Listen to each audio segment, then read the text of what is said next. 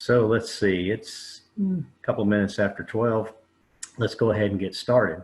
So once again, welcome to our DRBA webinar series. And today we're going to be talking about safety basics on rivers and trails. Now there's a ton of stuff to cover on this subject, so we're obviously not going to get to it all. We're just going to get to some really basic items. So I'm going to bring this slideshow up here, and it's going to take me just a minute to share the screen. So bear with me. And let's get this coming up here.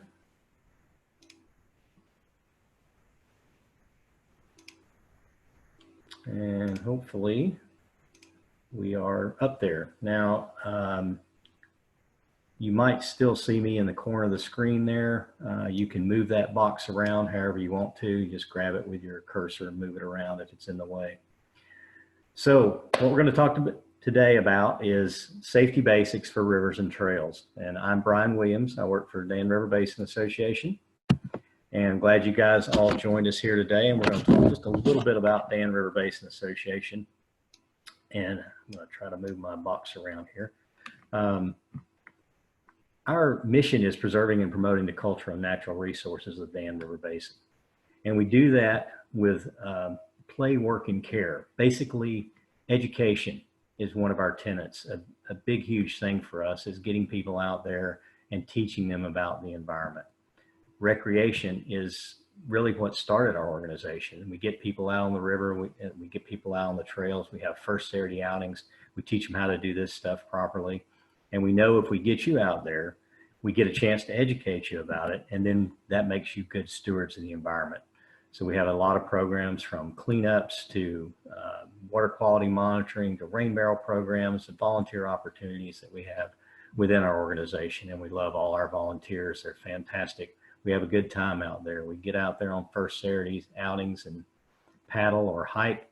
And then we get out there on cleanups, and everything we do, DRBA is a big happy family, basically. It's really tough right now, obviously, with the pandemic, and we're doing our best to do our social distancing. And we do have a cleanup coming up on August 8th at Smith River Sports Complex, and we'll be trying to stay 6 feet apart from each other. But getting on the river and getting on the trails is really a good way to practice social distancing. So today we're going to talk about surviving in the great outdoors, and we're not going to talk about that really hardcore wilderness survival. We're going to talk about simply the basics that can make your life easier, whether it's paddling or hiking, and just some things you want to look for and some things you want to avoid. So I like to start off by saying why in the world do we get outside? Well, there's a ton of reasons to get outside, obviously, and right now more than ever we're seeing a lot more use on our rivers and trails, and it's really been hard on a lot of them. But we all have this desire to get outside at some point. We want the vitamin D, we want the sunlight, we want the exercise. Many people are walking out there every day just strictly for the exercise. The added benefits of that are you get the beauty of the environment. Some people go just for that.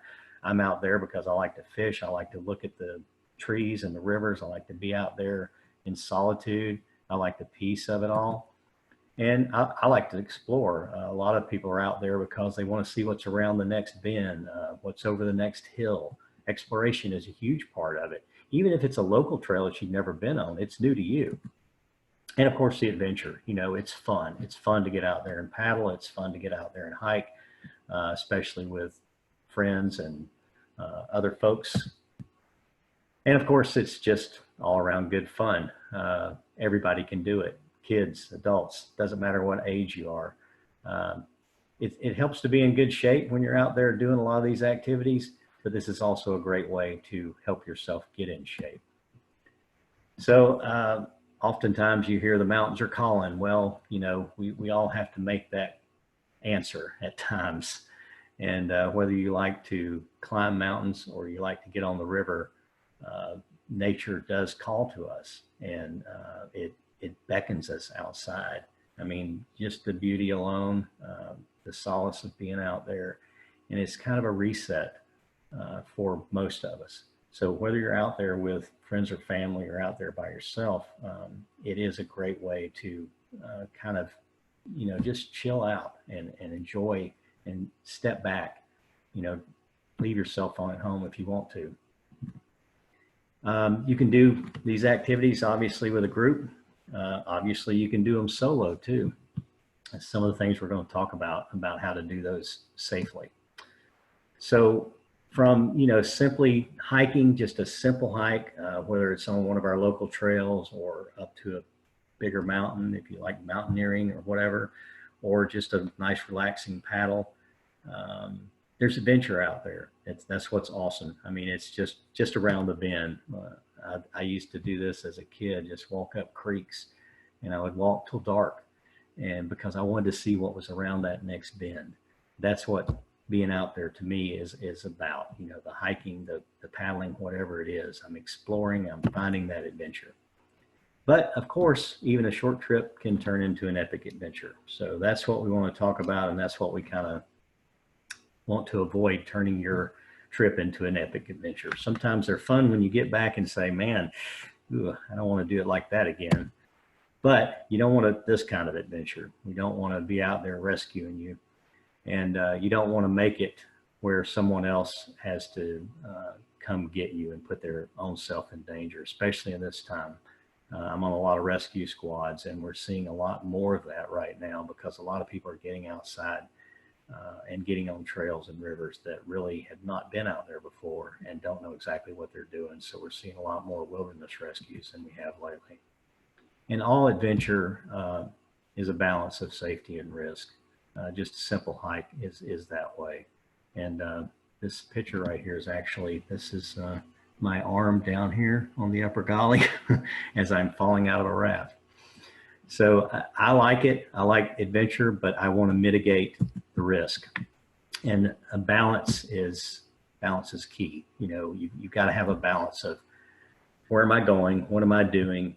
What do I need to take with me to mitigate those risks? So I like to talk about why wilderness incidents occur, and this kind of helps you prepare for things.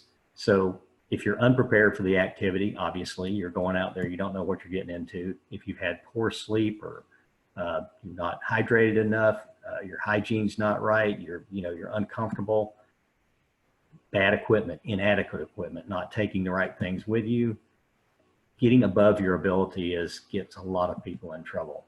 And bad weather, not paying attention to the weather is huge. Darkness, people don't think about that. They go out there. I was on the river yesterday evening, getting off the river, and I was fishing, and I heard some people coming down the river paddling, and it was foggy and 9 o'clock and getting dark, and they still had a long way to go. So sometimes people don't plan their trips accordingly, and just any kind of disaster you need to be prepared for. So I've got to keep moving my screen around here. How do you tip the scales in your favor? How do you make it where you're not causing other people problems and you're making it more comfortable for yourself? Well, obviously, you know, most of all of us are carrying a cell phone around, and 911 is a good thing. It's something you definitely want to remember. You can't always get cell phone coverage, obviously, but 911 is good. The problem is people depend on cell phones too much. There's plenty of times, there's great reasons to use cell phones. We're going to talk about some of the apps later here in the presentation, the topo maps, and you can get things to waterproof your cell phone and keep them from sinking to the bottom. But this happens a lot too in wilderness areas. So don't depend on your cell phone. When cell phone use became really prevalent, we saw a major increase in people calling from the side of mountains, from, you know, remote wilderness areas, and that's great. But they had no business being where they were. They just depended on the fact that they had a cell phone to have somebody rescue them. Of course, when they get that $35,000 rescue bill, they change their tune. So the little thing here is, you know, the proper preparation will help you avoid the poor performance. That's what it's all about, is just knowing where you're going, being prepared to deal with. You can't deal with everything out there, but just a little bit of preparation will help you deal properly with whether it's hiking or biking or walking. There is Sorry about that. I got to keep moving my little screen here. I'm going to drop that down. There is safety in numbers. I like to go solo a lot, but there's something to be said for 2 or more people. 3 is a really good number, because if someone gets hurt, someone can stay with the person and someone can go for help. But oftentimes we're out with our spouse or significant other or kids or whatever, and there's nothing wrong with that at all. You don't have to be with a group. Like I said, I like to go solo. But if I do go solo, this is something that I always adhere by. I let somebody know where I'm going and when they expect me back. The little joke with my wife is I'll see you in about an hour because my hours end up being about 5 hours. But generally she knows that. So if the person knows that, okay, if I say I'm going to be back in an hour, and yeah, it's probably going to be 2 or 3 hours, they know not to panic. But like when we go caving and we go on, overnight adventures and things like that, we always have an out time and a panic time. So in other words, if you don't hear from, you're going to hear from me around 10 to midnight. If you don't hear from me by 2 the next, at 2 a.m. in the morning, there's something wrong. So just simply letting someone know when I'm out by myself, I usually always text my wife and say, hey, here's where I am, here's what I'm doing, and here's when I think I'm going to be back. It's usually dark by the time I get back, but I just want them to know, because anything can happen to you out there, and you may not be able to reach your cell phone to call somebody when you're out there. So letting somebody know where you're going is hugely critical. And learning to recognize the hazards. Don't pet the wildlife. And how to avoid the hazards. So these are simple things that prepare you for being out there. It's not like you've got to take a lot of gear, but you do need some basic knowledge of the environment, some basic knowledge of things like the weather. Paying attention to things like this is going to make your trips on the trails and the rivers much more safe. Often, this is just too many times I see this, people going out in bad weather. I've done it myself, but we do have radar screens on our phone now, so it's much easier to avoid that, but you can't always do it. Like lately, we've been having these afternoon thunderstorms that just pop up out of nowhere. So sometimes you can avoid that, but most of the times you can keep an eye on the weather. There's a lot of critters out there too. I like them. I like critters, except for ticks. I hate ticks and mosquitoes. Does anybody like ticks and mosquitoes? I don't know. But avoid these guys is the thing. It's nice to see stuff out there, but nature has certain ways of saying do not touch, and you can easily recognize and avoid things from poisonous ivy to venomous animals. It's best to observe wildlife, whether it's even a deer or a squirrel. It's best to observe them and not interact with wildlife. See what's going on in my, there we go. You also have a train issue. Something people don't think about. They're going out on a day hike and they've got flip-flops on and they're hiking up to the top of a mountain. Terrain is a big deal where you're going, whether it's paddling or hiking. That's a huge part of keeping yourself safe, knowing exactly what kind of environment you're getting into. And watch out for the traffic. Unfortunately, we're seeing this a lot more now. We love having people out there, and especially people that's not been out on the trails and the rivers before, but it can be maddening at times.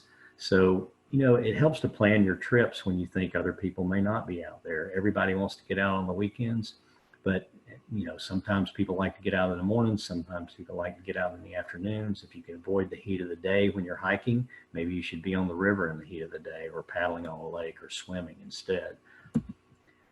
So wilderness first aid, I'm a wilderness first aid instructor, and the thing that we talk about most is what is wilderness first aid, and that really is any situation where professional help is 30 minutes or more away.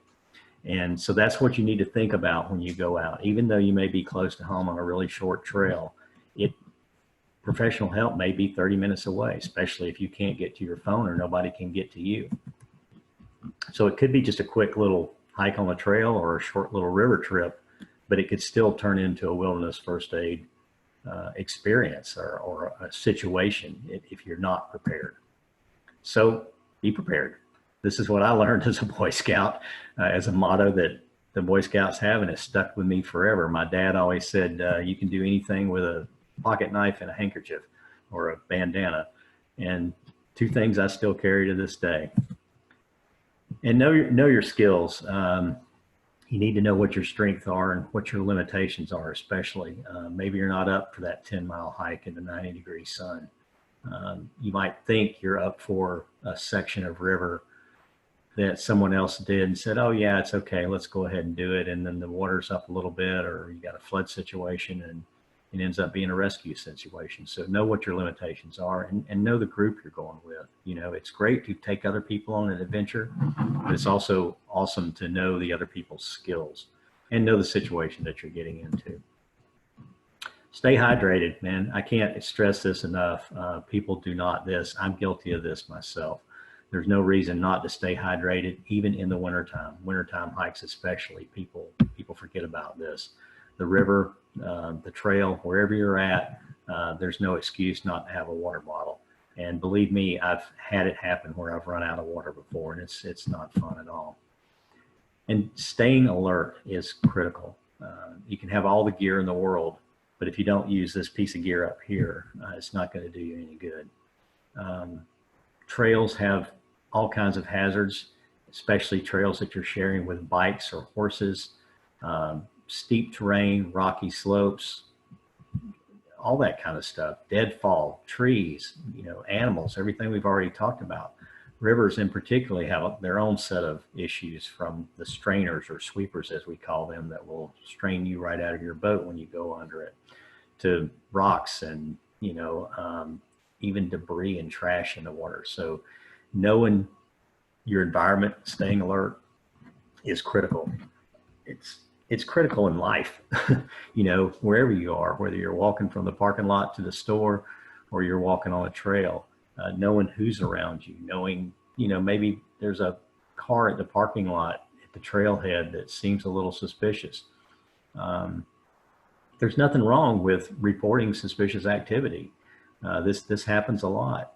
Somebody's there at a trailhead late at night, just sitting in their car. They may have just got off of a hike, but you know what suspicious activity is. You can see it. For the most part, trails and river accesses are some of the safer places. We, especially in our basin here, most of our municipalities patrol these areas, and that's pretty much the way it is across the country. When you get out in the remote areas, obviously there's not people out there patrolling them all the time, but they are safe environments for the most part. Just practice a little caution and stay alert. Some signs out there are a lot more obvious than others. Pay attention to them. And of course, we've got those fun little things that can be an annoyance, but can also be very detrimental to you, from Lyme disease and Rocky Mountain spotted fever from the ticks, and mosquitoes carry diseases, and they're just irritating. And you know, learn how to deal with them, learn how to safely remove ticks, because if you spend any time in the outdoors, you're going to run across some ticks, trust me. I always like to talk about clothing. This is huge for me, being comfortable. And in my opinion, this quote is perfect. No bad weather, just inappropriate clothing choices. I like to get out there at all times of year, and I like to challenge myself to be in those extreme environments. But with the right clothing, it's pretty easy to do. And today we have such good technical clothing. It's not like the old cloth clothing of the old days. We have, you know, Gore-Tex, we have down, we have synthetics, we have water repellents, we have all kinds of good stuff to keep us comfortable and tough and healthy and warm and dry.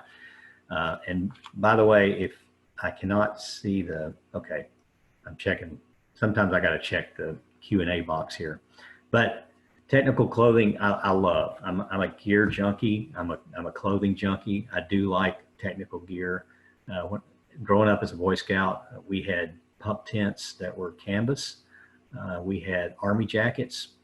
and we had a lot of stuff that didn't work real well. But in today's world, we've got some of the most amazing fabrics and the most amazing stuff. There's no reason, and it's relatively inexpensive too. You can spend a lot of money, but you can also go really cheap. So quick dry materials, something that's warm, something that's tough that can take it, and something that's comfortable is going to really help you out.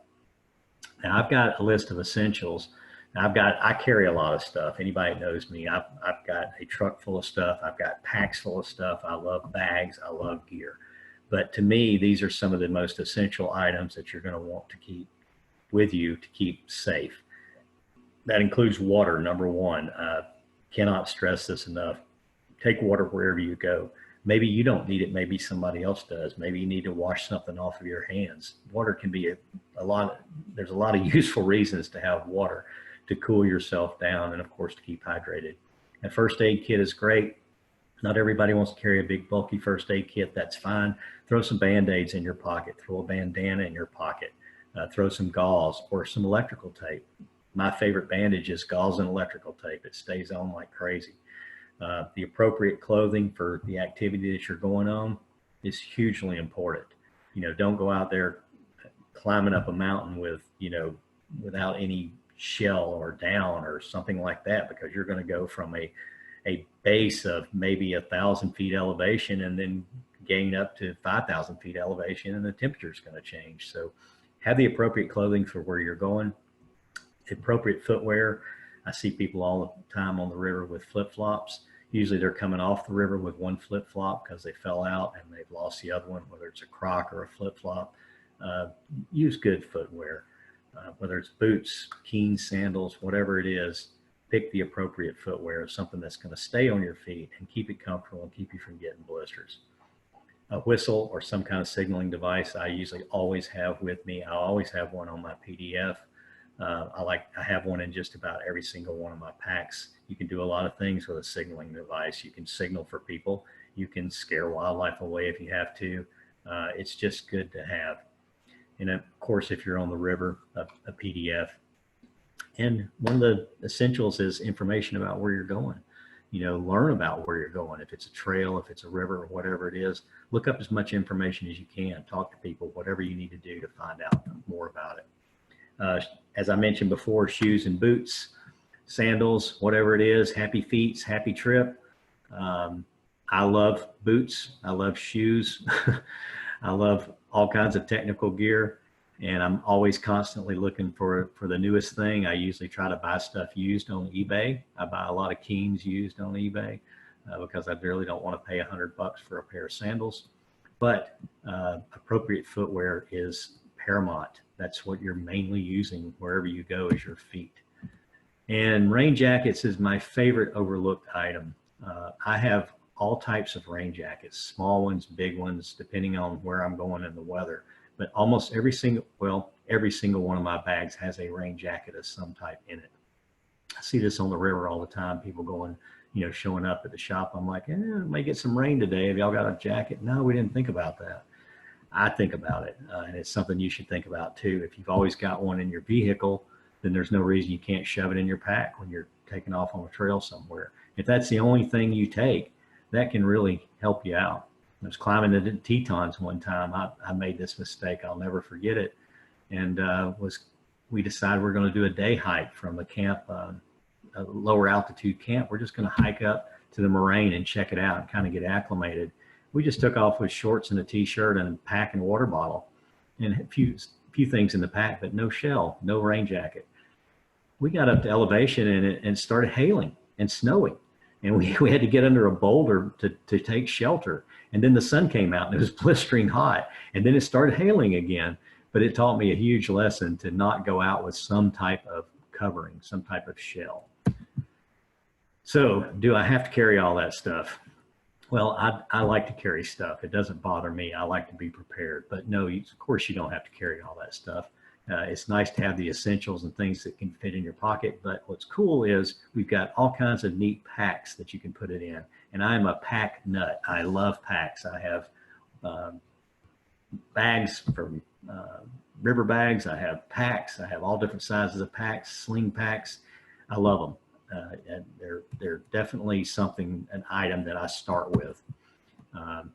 Whether I'm on the river and I'm using a waterproof bag or I'm just hiking around, I usually have some kind of waterproof bag even inside my regular pack. I think that's critical to keep things dry, like, a fleece or something that you're carrying for milder weather. And of course, a water bottle. There's tons of great water bottles out there. There's no excuse not to have a great water bottle. And of course, there's some extras too. I call them the comfort items. Do you need them? Not necessarily, but are they great? Yeah. Trekking poles, especially if you've got bad knees or a little unstable, trekking poles are fantastic. I laughed at these when I was a kid, when they first came out, because we always used a walking stick. We used we would go out in the woods and grab us a walking stick.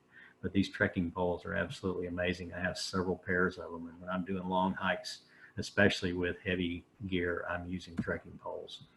Cooling towel, these things are kind of neat. You just dip them in the water and wrap them around your neck. It really helps on these hot days, especially the days that we've been having. I've got 4 or 5 of them, and I try to keep them in a plastic bag and keep them moist. And then before I use them, I'll take them out, run them under the water. You can dip them in the stream, whatever. And cooling yourself down around your neck or on your head is really going to help you cool down, because heat stroke is a real issue, especially right now. Trail guides, river maps, whatever kind of information you can get. You don't have to have it out there, but it helps to have that knowledge ahead of time. Do you have to take it with you? Not necessarily if you know where you're going, but man, if I'm going on a trail that I don't know about and I've got a map to it, you better believe I'm going to take it with me. And snacks, yay, everybody likes snacks. I do. I'm always going to have food with me. I learned a long time ago with an incident with a diabetic friend that have some food, have some food with you. And, just for your own pleasure and enjoyment, there's nothing better really than taking a break and eating outside. So there's all kinds of good stuff these days. I mean, from granola bars and the energy goo and fruit, beef jerky, whatever you want to do. And of course I put Corp on here, the good old raisins and peanuts. You can't beat that. So people ask me, and I'm kind of watching my time here so I don't run you guys over. People ask me about what I take. I take a variety of things depending on the environment and what I'm doing. I do a lot of activities. I paddle, I fish, I hike, I cave, I dive. So my personal items are going to change, but basically this is my river kit. This is what you're always going to see when you see me. This is what I'm going to have with me on the river. It doesn't matter if I'm going on a short trip or I'm going to rescue somebody. I have these basic essentials, and I have a PDF. I have a throw rope. Now, my recommendation on throw ropes is don't try to use one if you've not been trained in one. It's good to have one with you because you can unpin boats and you can tie things off with it, things like that. But you need to be careful with throw ropes. But a length of rope is really good. As you see in this photo, I have a down jacket that folds up really tight, because you never know what's going to happen. And if you have to stay out overnight, you may have been wet, you may have been hot all day long, and you're trapped out there at night, you're going to get cold. Rain jacket, there it is right there. First aid item. I've got an extensive amount of first aid kits with me wherever I go. I've got a big one for the truck. I've got a small one for my day pack. I've got a bigger one for my bigger pack. I've got one for my river bag. I have a first aid kit in my with my waders and my fishing gear. So first aid is huge for me. This can really make the difference between a miserable trip and a good trip. It may be as simple as a cut on your finger, a briar, a blister, whatever it is. Just having those basic first aid items, and that's a whole nother webinar, but having some of those basic things with you, whether it's antibiotic, ointment, anti-itch, blister cream, Band-Aids, whatever it is, basic first aid is great. I like to have some tissues or some towels or something like that. Wet ones are great. I like those. You can wipe yourself off with them. You can obviously go to the bathroom with them. They're just a very handy item. And then I carry these little, instead of bug spray, I carry these wipes. I like those. I don't always like to use bug spray, but when I do, I'll use those wipes, or I'll use a natural spray before I go. And, you know, we saw the slide of ticks earlier. We have a lot of ticks around here, especially just on the trails, just walking on simple trails around here. Even if it's a good cleared trail, you're liable to get some ticks. So I recommend spraying your boots. I don't like to put that spray on my skin. I know there are some that's, you know, the DEET free and the things that are the natural essentials and things that are okay on your skin. I'm fine with that, but I try to avoid putting the poisons on my skin. But I don't mind putting those on my boots and long pants if I'm wearing them to keep those ticks out. And I also like to spray around my midsection. I find that keeps the ticks down too. Also in my river kit, I have a saw. I'm cutting out strainers out of the river quite often, and I find a saw very handy for a lot of things. I have a life straw, which is I've used more than once. If you forget your water bottle, if you're extended someplace and you run out of water, life straws are great. They make all kinds of different filtration products, but these things are just fantastic. I love them. They're easy to carry. I carry a pair of extra socks. Warm feet, man. I want some warm feet. If I get cold, I really want warm feet. And socks are great for a lot of things. They can be used for first aid. They can be used for gloves, whatever. Lights, I always have multiple lights. I'm a caver, so I'm used to carrying a lot of light with me, but you never know when you're going to be out after dark. You never know when you're going to want to look up into a hollow tree or a rock face or something like that. But having a headlamp, they're so cheap. They're so great nowadays, especially with LED technology. The batteries will last forever. Keep a light with you. Keep a small flashlight, keep a headlight, whatever it is, throw that in the bag. And some food. I've always got a granola bar or some raisins and peanuts or something there. If you don't need it, somebody else in your group may. Electrical tape, oh, that's a fun one. I love it. You can use that for repairing anything, and you can use it for bandages. This is a little extra piece of gear I carry on the river called a flip strap that I use to rescue boats and people with. And this is what it all fits in. I've got a dry bag that everything that you saw there is now in that dry bag with the exception of the rope. So that's my river kit, and my personal hiking kit is kind of similar to that. This is what I was talking about with a flip strap. It's just a couple of beaners and a piece of webbing, and I can hook it to myself. I can hook it to a boat. I can do a lot of different things with this. A word about carabiners. If you're going to use carabiners on the river, always use some type of locking carabiner. I see a lot of people with these non-locking carabiners, and if you fall out in a boat, those non-locking carabiners can open up and grab a limb and hold you down. So always use the locking beaners. So you want to avoid any unpleasant experience. That's the key. So be prepared for the activity. Be rested. Get the hydration you need.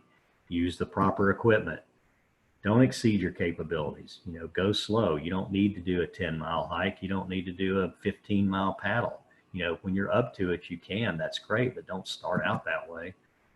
Watch the weather. Pay attention to the weather, and prepare for the darkness and prepare for disasters. We saw that slide earlier. I wanted to show it to you again. So let's talk a little bit about the really cool apps that are out there. And I'll have some comments in the description when we upload this video. But there is some great smartphone apps out there. If you're not a smartphone person, that's fine. It's no problem. There's all kinds of good stuff you can still use. But as far as the smartphone apps go, one of my favorite ones is a compass. It's on my iPhone. You can get other compasses as well. But you know what? If your iPhone's not working, just a small regular compass is great. It's not an essential thing, but for me, it is in some of the places that I go. I love having a compass. Trail maps are fantastic. You can use hard copy trail maps. You can use trail maps on your phone. GPS programs are fantastic, but if you can't get a signal, sometimes those are not going to work real great. So, you know, they're great reference. They're great for backup, but don't depend on them. Weather apps, fantastic. I love my weather apps. These are great, man. You can, you know, I'm looking at these all the time on the river. This was a screenshot from the storm we had that came through Bassett 2 days ago. And we were I had some folks on the river actually then, and was really concerned about this storm cell moving through. So watch those weather apps. But you know, if the weather apps don't work, look up, pay attention. I've seen people getting on the river with storm clouds building and coming their way, you know, and I'm just thinking, are you going to outrun that? You know, it's just not worth it. You know, wait for it to pass. Plan your trips around the weather. That can really ruin a nice trip. There's also some cool apps for walking. I use Map My Walk a lot for mapping out a trail when we're making maps and making new trails. All Trails is a pretty neat app. We did a project with All Trails. We added like 50 new trails around the Dan River Basin to this app. So it's pretty cool. When you pull it up, it'll tell you what trails are nearby you and give you some suggestions for the trails. It give you a photo of the trail. This is some of the stuff that we put on there ourselves. This is Lauren Mountain Preserve up in Bassett. And I mark, you know, I do a map of the trail, and other people can go in there and add their stuff to it as well. You just need to be careful with some of these apps. I was reading some of the reviews on some of our trails, and I couldn't believe that some of these people were even on a trail. I saw some reviews about Lauren Mountain Preserve in particular that people said they couldn't even, you know, they couldn't follow the trail. They didn't know where it was. This is one of the easiest loop trails there is around to follow. I really can't figure that out. So if you do get one of these apps and you start looking at the reviews, you'll see a lot of reviews that say, hey, this is a great trail, go out there. Here's the hazards to avoid. Yeah, it may be kind of steep in places. It goes along the river, whatever. But some of those reviews are pretty strange. This is another great app I love is iNaturalist. People all the time wanting to know what they saw, you know, whether it's a type of snake or a bird or whatever it is. If you can get a good picture of it, iNaturalist just about nails it for you just about every time, and you can keep your own stuff in there as well. So it's a great fun app to have on your phone. So I'm not going to, I think I'm getting close to my time here. I am going to take some questions here in a little bit, but I just want you guys to remember to get out there and enjoy what we have to offer, especially here in the Dan River Basin. We have paddle opportunities, we have trails, we've got fishing, we've got every kind of recreation you can imagine. So get out there and have an adventure.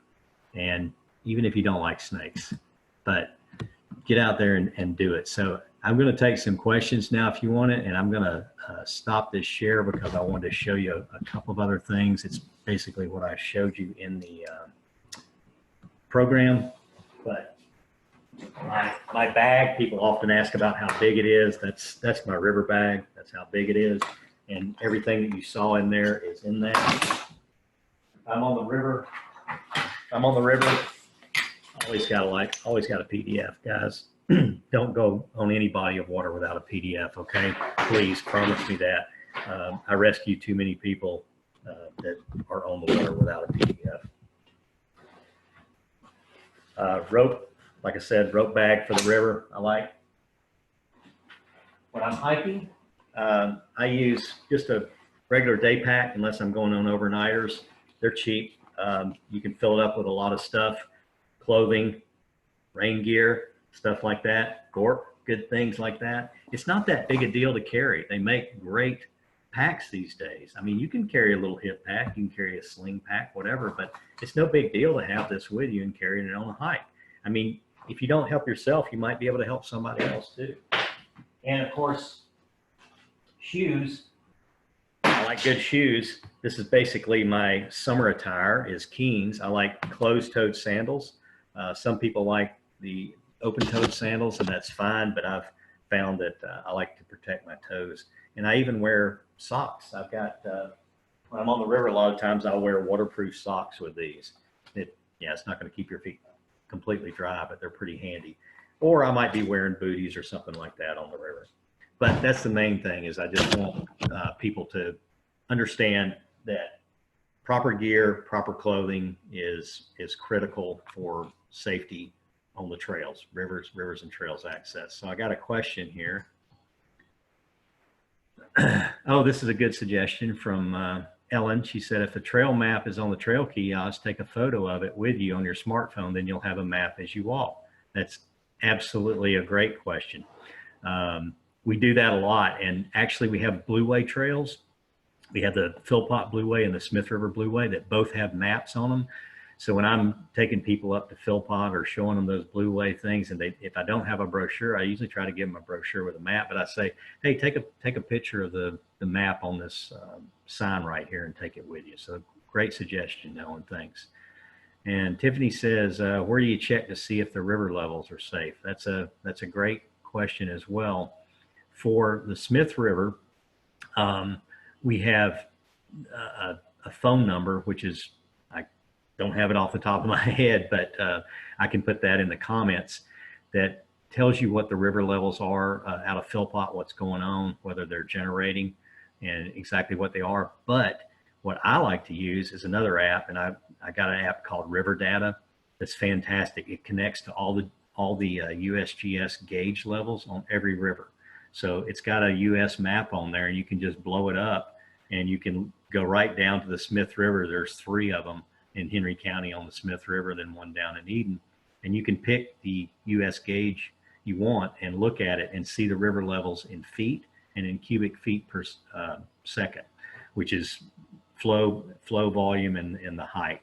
And you need to know a little bit about that. You can't just look at it and go, oh, it's 1,000 cubic feet per second. That sounds great. Well, if you don't know what that is, what that translates to and what the river is going to look like at that, you need to go out and look at the river and go, oh, that's what 1,000 cubic feet per second is. That's pretty rocking. Whereas on a larger river, 1,000 cubic feet may not be anything, where on a smaller river, 1,000 cubic feet is a lot of water. So knowing what is safe is going to be up to you. You can know the river levels and know the flows, but there's not going to be a place that you go to that says, okay, it's safe to paddle today. Now, I try to provide that information to people when they ask me, especially when it's about the river. If it's, if it's in flood stage, if it's been raining a lot, the river levels are not safe. So I try to let people know at what levels they are. Like particularly right now, we're running around 350 CFS, cubic feet per second. It's a great level for beginners. Just about anybody can do the Smith River at that level. When they're generating with 1 unit, it's 650 CFS. Most beginners can handle that, but beginner to intermediate. Then it gets on up to 1,000 CFS, and you're starting talking about you need a little bit more experience. So, and we have another question.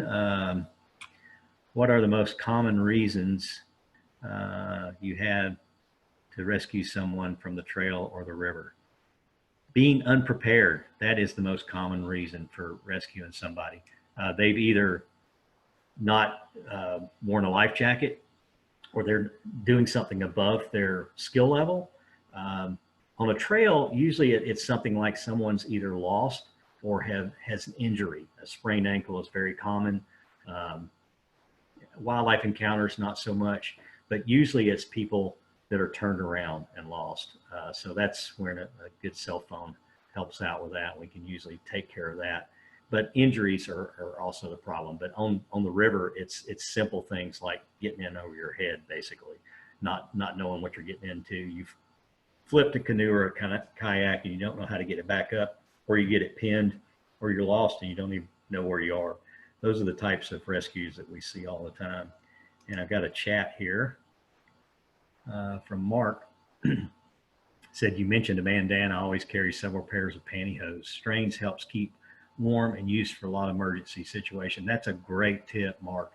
Pantyhose are great, definitely.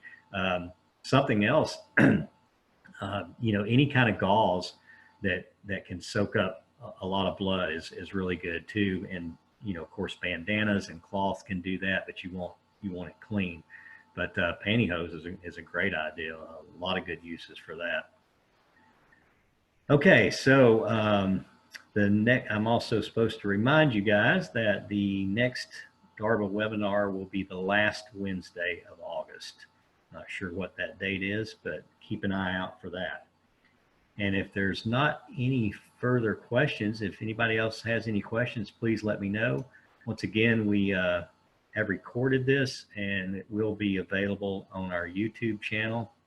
And anytime someone has a question about anything, please, you can get on the Dan River Basin website and find my email, and you can email me, you can call, you can text.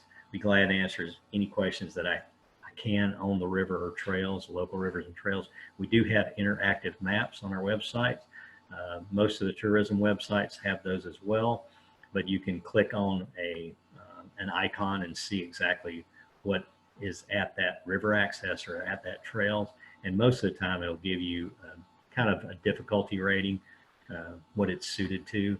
That's another cool thing about the All Trails app too. Will give you that as well. So with that, once again, if you have any questions at all, please don't hesitate to email me or call. I love to answer questions, particularly about our rivers and trails. So thank you guys for attending, and we will see you at the next DRBA webinar.